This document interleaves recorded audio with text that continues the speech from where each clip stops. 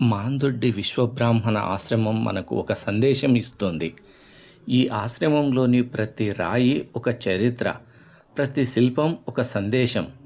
అందుకే విశ్వబ్రాహ్మణ ఆశ్రమం కేవలం ఒక స్థలం కాదు, అది విశ్వకర్మల ఆత్మ గౌరవానికి ప్రతీక, శిల్పకళా వైభవానికి నిదర్శనం, ఆధ్యాత్మిక సంపదకు చిరస్మరణీయ చిహ్నం.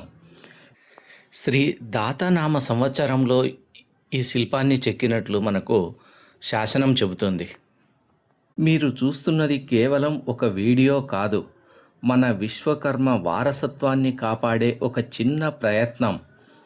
ఇలాంటి అరుదైన చరిత్రలు, ఆశ్రమాల విశేషాలు తెలుసుకోవాలంటే నా ఛానల్ను సబ్స్క్రైబ్ చేయండి. ఈ రాతిపై చెక్కబడిన చిత్రాన్ని చూస్తే అది సాధారణ శిల్పం కాదని వెంటనే అర్థమవుతుంది.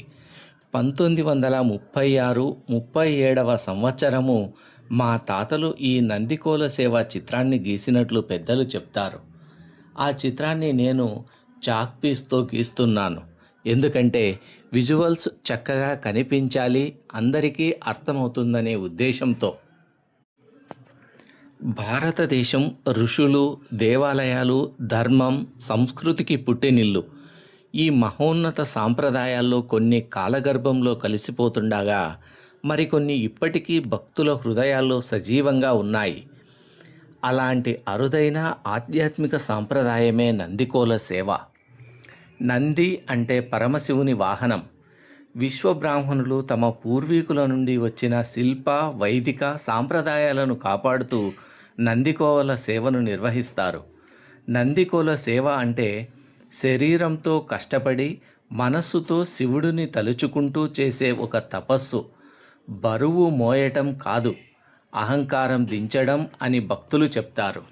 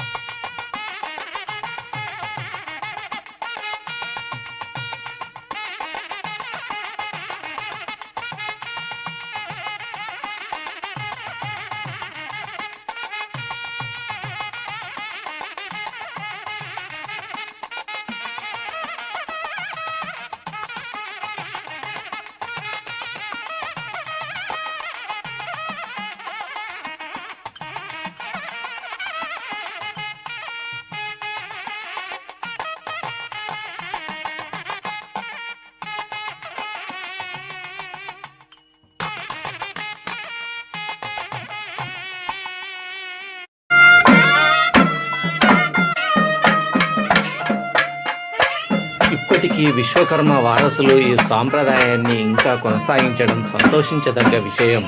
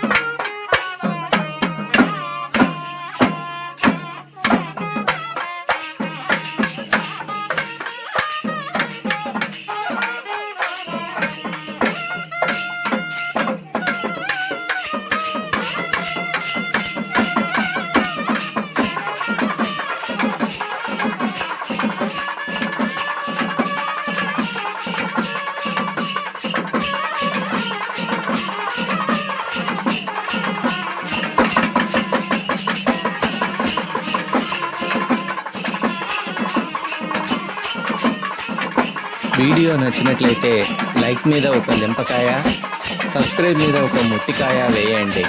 మరో చారిత్రక అంశంతో మళ్ళీ మీ ముందుకు వస్తాను. నమస్కారం.